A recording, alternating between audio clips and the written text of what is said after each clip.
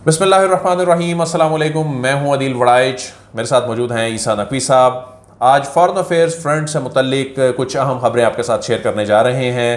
ख़ास तौर पर इमरान खान हुकूमत के खात्मे के बाद, शहबाज शरीफ हुकूमत के आने के बाद जो चीन का मौजूदा हुकूमत के साथ ताउन का मामला है, इससे मुतल्लिक अहम खबर आपके साथ शेयर करेंगे। इसके अलावा फॉरेन ऑफिस को अपने ही वजीर खारजा के भारत से ताल्लुकात से मुतल्लिक बयान पर वजाहत क्यों जारी करना पड़ी, और हुकूमत की एक अहम शख्सियत की जानिब से इसराइल को तस्लीम किए जाने से मुतल्लिक जो बयान है वो क्यों गले पड़ गया है, और इस पर इमरान खान ने आज आड़े हाथों लिया, और उस पर जो वजाहतें दी जा रही हैं ये हो क्या रहा है, कोई बैकडोर में कोई चीज़ चल रही है, बात करेंगे ईसा नकवी साहब से। बहुत शुक्रिया ईसा नकवी साहब।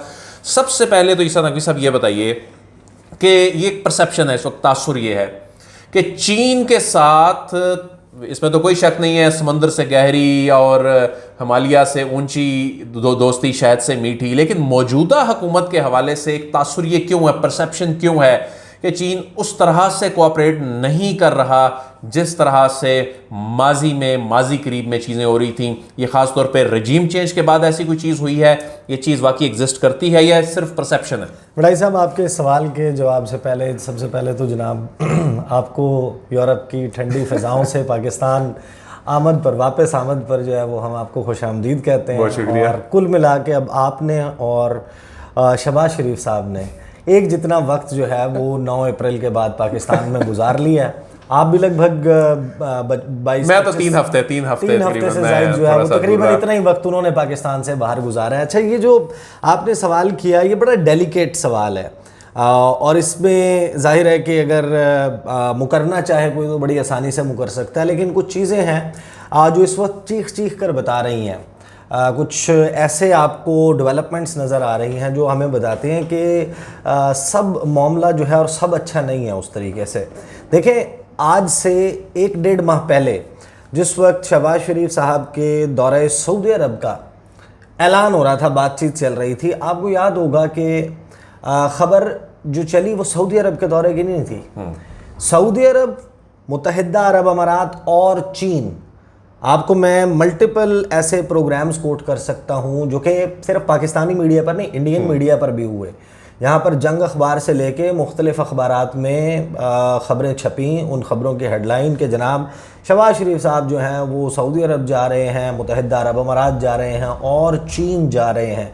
इस दौरे में फ़लाँ चीज़ हो जाएगी। $8 अरब का दावा किया गया सऊदी अरब के साथ। सऊदी अरब के साथ आपको कौन सा अभी तक पैकेज मिला है? वो तो कहा गया कि आलमी बरादरी ने चूँकि ये डिसाइड कर लिया है कि जब तक IMF के डिसिप्लिन में नहीं आएंगे उस वक्त तक जो है हम कोई मदद नहीं कर सकेंगे। इवन चीन ने भी तो फिर आप क्यों गए? फिर आपने फिर उसके बाद आने के बाद एक खिताब किया, आपने कहा कि जनाब मैंने सऊदी अरब, मुत्तहिदा अरब अमारात और तुर्की जाकर उनको कहा कि आपको देख के लग रहा होगा कि मैं मांगने आया हूँ, लेकिन मैं मांगने नहीं आया। मैं काफ़ी मजाक बना इस बात का। हाँ, काफ़ी मजाक बना। हम मजबूर हैं, मजबूरी है, और मजबूरी में हम आपसे कह रहे हैं कि आपने जैसे पहले ताउन किया था आज भी ताउन करें, और हम मेहनत करेंगे, खून पसीना बहाएंगे और आपकी एक एक पाई लौटाएंगे। ये सब कुछ हुआ।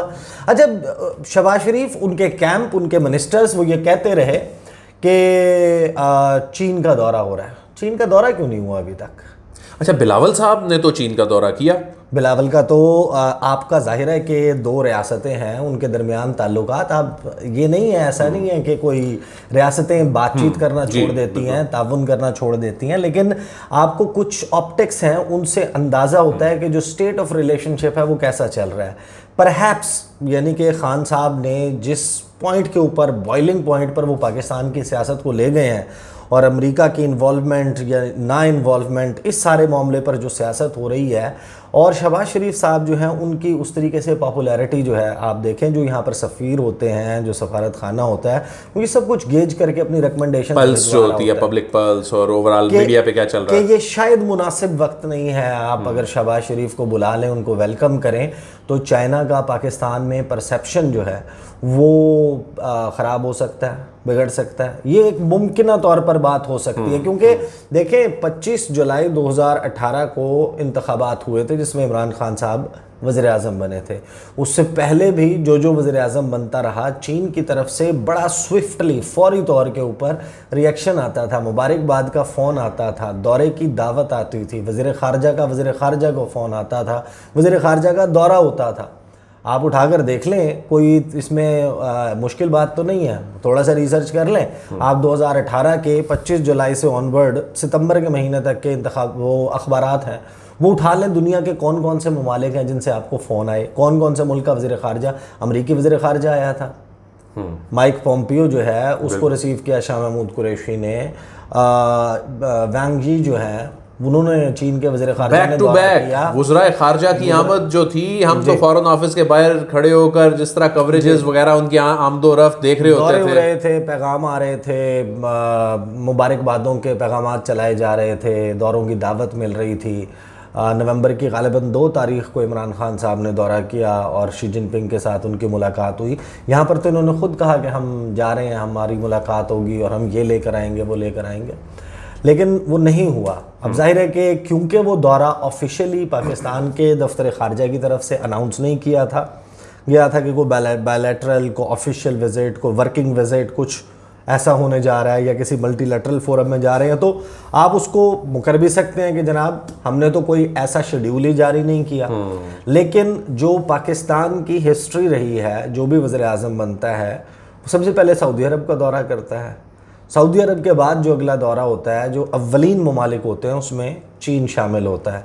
लेकिन इनका सऊदी अरब का दौरा हुआ, इनका एक अनऑफिशियल इंग्लैंड का विज़िट हुआ, इनका मुत्तहिदा अरब अमारात का विज़िट हुआ, तुर्की का विज़िट हुआ, लेकिन चीन का विज़िट नहीं हुआ। तो दिस टेल्स अस कि जब वांग यी उन्होंने पाकिस्तान का दौरा किया था, OIC के जो काउंसिल ऑफ फॉरेन मिनिस्टर्स था, आप याद करें, वो वो वक्त था जिस वक्त इस हुकूमत का चल शुरू हो चुका था, मार्च का महीना था, तहरीक अदम एतमाद जो है वो सबमिट कर दी गई थी, प्रोसेस शुरू हो चुका था। उस वक्त वांग यी ने एक प्रेस कॉन्फ्रेंस की थी शाह महमूद कुरैशी के साथ।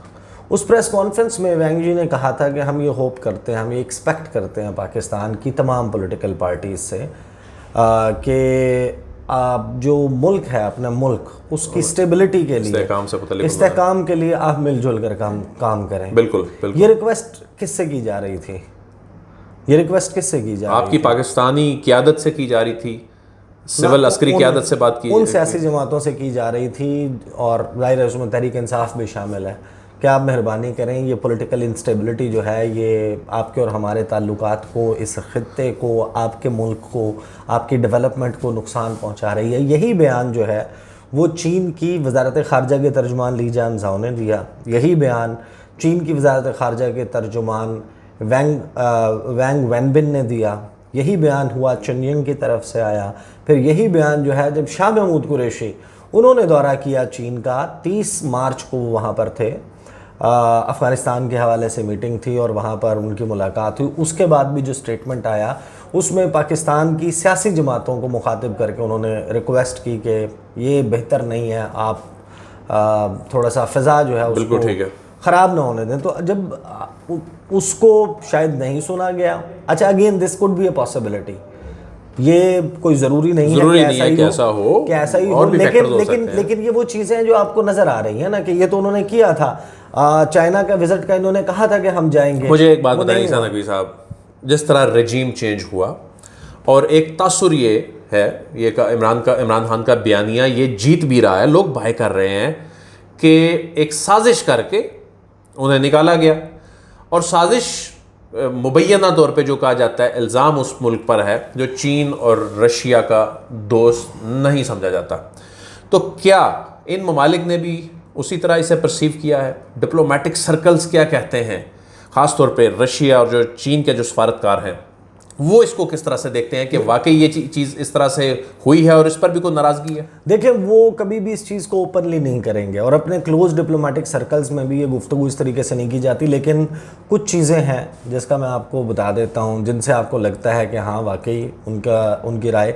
आप 4 या 6 माह में चाइनीज़ फॉरेन मिनिस्ट्री जो है उसके तर्जुमान उनके ट्विटर को फॉलो करें, उसमें उठाकर देखें, मल्टीपल स्टेटमेंट्स हैं जिसमें वो अमेरिका की पूरी दुनिया में रेजीम चेंज ऑपरेशन के ऊपर बयानात देते हैं।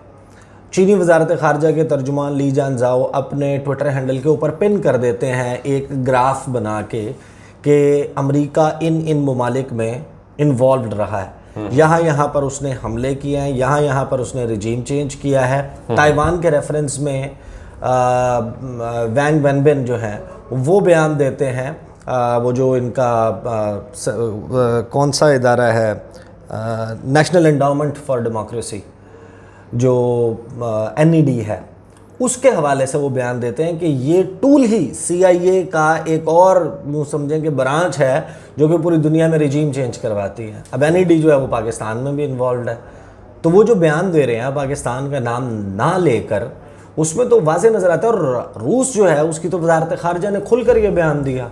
उन्होंने तो यहाँ तक कहा कि जब आइंदा पाकिस्तान में इलेक्शंस हों तो पाकिस्तानी अवाम याद रखें कि क्या किया गया था, यहाँ तक बयान दिया। और फिर अभी जो रूस के सफ़ीर हैं पाकिस्तान में, उन्होंने कहा कि वन ऑफ द रीज़न्स कि उन वजूहात में से एक है इमरान ख़ान को जो हटाया गया, उनका जो दौरे रूस था एन उस वक्त जब यूक्रेन वाला ऑपरेशन लॉन्च हुआ, तो ये भी एक रीज़न्स है, उन रीज़न्स में से एक रीज़न ये भी है। तो ये ज़ाहिर है कि ये सारी चीज़ें हैं जो इस वक्त चल रही हैं। और एक अपेरेंटली एक कोल्ड शोल्डर वो पाकिस्तान के बहुत ही करीबी दोस्त चीन की तरफ से Shahbaz Sharif, I am not talking about Pakistan, Shahbaz Sharif के लिए जो है वो नज़र आ रहा है। ईसा नकवी साहब, अब दूसरे टॉपिक पे आते हैं। जो बिलावल साहब का स्टेटमेंट था भारत के साथ ताल्लुकात की बहाली के हवाले से, बेहतरी के हवाले से, इस पे दफ्तर ख़ारजा को वजाहत क्यों देना पड़ी? आमतौर पे ऐसा होता नहीं है कि जो फॉरेन मिनिस्टर है वो स्टेटमेंट दे और दफ्तर ख़ारजा को उस पर वजाहत देनी पड़े। वो वजाहत किस नौयत की थी और ऐसा क्या हो क्या रहा है, बैकडोर में क्या चल रहा है? अच्छा बड़ाई साहब, अंग्रेज़ी की एक कहावत है, to bite something which you can not chew, कि आप आसान सादा चीज़ बता देता हूँ कि आपको एक चीज़ हाज़म नहीं होती तो आप उसको खाने की कोशिश करें।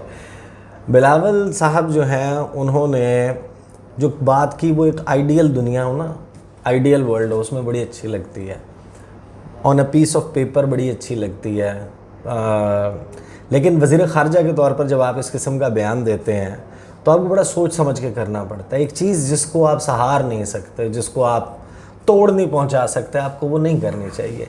अच्छा, उन्होंने अपने तौर पर की इसी तरीके से थी कि ये फूड फॉर थॉट है, थिंक टैंक से मैं कहूँगा वो सोचें इन लाइंस के ऊपर कि मैं कैसा वज़ीर ख़ारजा हूँ जो इंडिया के वज़ीर ख़ारजा से बात नहीं कर सकता, ये कौन सी पॉलिसी है, पाकिस्तान के इंटरेस्ट में है इंडिया के साथ बात करें, मुआशी खुद जो इन्हिसार है पाकिस्तान का इंडिया पर और इंडिया का पाकिस्तान पर हो, तो इस वजह से जब एक दूसरे पे इंटरडिपेंडेंस होगी इकनॉमिक, तो इंडिया और पाकिस्तान इतनी एक्सट्रीम पोजीशंस नहीं लेंगे, हालात ठीक हो जाएंगे। ये बात मैं for the sake of repetition कह रहा हूँ, मैं अपने वीडियो में भी कह चुका हूँ। आप एक मरीज़ को वो दवाई दे रहे हैं जो दवाई पहले उसी मरीज़ के ऊपर उसी मर्ज़ के लिए नाकाम हो चुकी है। परवेज़ मुशर्रफ साहब ने जो फार्मूला दिया था और उसके बाद जो उन्होंने काम किया था कि कॉन्फिडेंस बिल्डिंग मेजर्स, एतमाद साजी के इकदामात, वो क्या थे? आपने समझौता एक्सप्रेस चलाई, आपने जिसको जला दिया इंडिया ने, और फिर जो उसके मास्टरमाइंड था स्वामी असीम आनंद, वो खुलेआम किस तरीके से ये एक्सेप्ट करने के बावजूद कि उसने जलाया, जिंदा जलाया पाकिस्तानियों को, वो खुलेआम फिर रहा है। तो इंडियन रियासत जो है वो किस तरीके से डील करती है? आपने समझौता एक्सप्रेस चलाई, आपने दोस्ती बस सर्विस का आगाज़ किया, आपने इंडिया के साथ चकोठी से लेके मुख्तलिफ मकामात पर लाइन ऑफ कंट्रोल पर बॉर्डर खोला, तजारत की, लोगों की नकलो हरकत की इजाज़त दी, वीज़ा रजीम जो है उसको ईजी किया, आपने कल्चरल एक्सचेंजेस शुरू किए, आपने जर्नलिस्ट एक्सचेंज प्रोग्राम शुरू किए, आपने अलाउ कर दिया कि हाँ हमारे यहाँ एक south Asian free media association है और वो दोनों ममालिक के लोगों को करीब लाने में मदद देगी, पीपल टू पीपल कांटेक्ट, आपने बातचीत की, आपने कश्मीर को कहा बैक बर्नर पर डाल दो, ये इंटरडिपेंडेंस बढ़ेगी तो फिर मामलात हल करने में मदद मिलेगी। हुई मदद? तो क्या हुआ? जब ऊफा हुआ उस वक्त नवाज शरीफ ने कश्मीर को बैक बर्नर पर डाला, तस्करा ही नहीं किया, कुछ हुआ? जब मनमोहन सिंह से यूसुफ रज़ा गिलानी ने शर्म शेख में मुलाकात की, इजिप्ट के शहर, वहाँ पर कश्मीर का कोई तस्करा नहीं आया, कुछ हुआ उससे? इनकंसिस्टेंसी है मसला है अदम तसलसल। बात यह है कि 20 साल में इंडिया की एक स्टेटमेंट उठाए पाकिस्तान से मुतल्लिक जिसमें दहशतगर्दी का तज़किरा ना हो। वो कहते हैं पाकिस्तान एपिसेंटर है टेररिज्म का। वो कहते हैं पाकिस्तान जन्मभूमि है, यहाँ से टेरर जन्म लेता है। वो ये कहते हैं कि पाकिस्तान दहशतगर्दी में इन्वॉल्व है, कंड्यूसिव एनवायरनमेंट नहीं है, हम सार्क समिट नहीं होने देंगे। ये सारा कंसिस्टेंसी के साथ चल रहे हैं, सही या गलत। दुनिया अब उनके तसलसल की वजह से उनके मौक़िफ़ को बाय कर रही है। हमारे यहाँ हमारी हुकूमतों के इस रवैये की वजह से इंडिया को खुद लगता है कि इनका कश्मीर पे पॉलिसीज में तसलसल ही नहीं है, शायद स्टेक ही नहीं है उस और सिर्फ इंडिया को, बाकी ममालिक को नहीं क्या लगता होगा कि जिस तरह से हम इवन चीन की भी बात कर रहे हैं, यहाँ पर पॉलिसीज में तसलसल उस तरह से तो नहीं आता, हुकूमतें तब्दील होती हैं, प्रायोरिटीज चेंज हो जाती हैं। बिल्कुल ऐसा ही है। आप देखें, अब शहबाज शरीफ साहब ने ख़त लिखा, जवाबी ख़त बल्कि नरेंद्र मोदी का। नरेंद्र मोदी ने उसमें टेररिज्म का तज़किरा किया। हमारे जो वज़ीर आज़म हैं 6 मरतबा उसका ड्राफ्ट जो है उस ख़त का तब्दील हुआ। तारिक फ़ातमी साहब जो हैं वो बड़ी खसूसी तब्दीलियाँ उसमें करवा रहे थे और वो ख़त लिखा गया। वो लिखने के बाद सामने आया ना 5 अगस्त का तज़किरा उसमें, ना इंडियन इन्वॉल्वमेंट इन बलूचिस्तान का तज़किरा उसमें, ना उसमें कश्मीर का ना के हवाले से उस तरीके से जो पाकिस्तान का लॉन्ग स्टैंडिंग मौक़िफ़ है। आपने डायरेक्ट मीनिंगफुल एंगेजमेंट की बात कर दी। तो ये जो फॉरेन ऑफिस ने फिर उस पर क्या किया?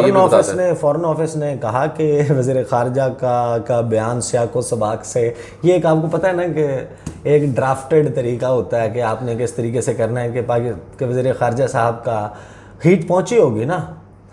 आपको पता है कि पाकिस्तान की ख़ारजा पॉलिसी जो है जी। उसमें मेजर स्टेक होल्डर पाकिस्तान की military establishment, powerful military establishment है, और उन्होंने फॉल आउट लेना होता है उस सारी पॉलिसी का। सरहद के ऊपर वो खड़े होते हैं तो वो काम भी कर रहे होते हैं। उन्होंने देखा होगा कि बिलावल साहब जो हैं वो कह रहे हैं कि जनाब भूल जाएं, ये कश्मीर को साइड पे रख दें, इस्लामोफोबिया के जो रिमार्क्स आ रहे हैं उनको भी छोड़ दें, जो हिंदुत्वा सुप्रामेसी है एक, और फिर वो उनकी तरफ से बयान आते हैं। मसला ये है कि आप उस इंडिया के हवाले से ये बयानात दे रहे हैं जिनका वज़ीर दिफा राजनाथ सिंह 12 दिसंबर मेरा ख्याल है 12 या 13 दिसंबर को उनका जो इंडिया गेट के ऊपर इवेंट हुआ, वहाँ पर वो CDS बिपिन रावत को भी उन्होंने जो है वो कोई खराज तहसीन वगैरह पेश किया, कोई शोधा के हवाले से भी अपने उन्होंने बातचीत की, और उसमें उन्होंने कहा कि पाकिस्तान का बनना तक़सीम हिंद एक इतिहासिक गलती थी,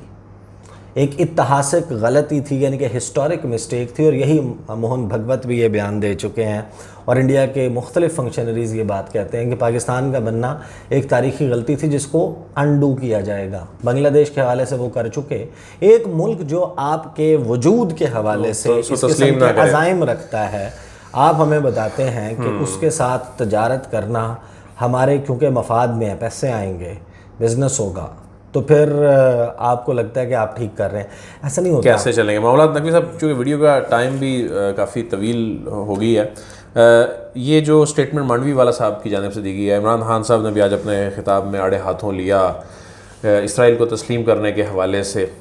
फिर अब सुना है कि वजाहतें दी जा रही हैं उनकी जानिब से, सलीम मांडवी वाला की जानिब से, कि जी मेरा कहने का मतलब ये नहीं था। इस पे कुछ हो रहा है इसराइल को तस्लीम करने के हवाले? वही बात है ना कि आप हज़म नहीं कर सकते तो फिर आप ऐसा खाते क्यों हैं?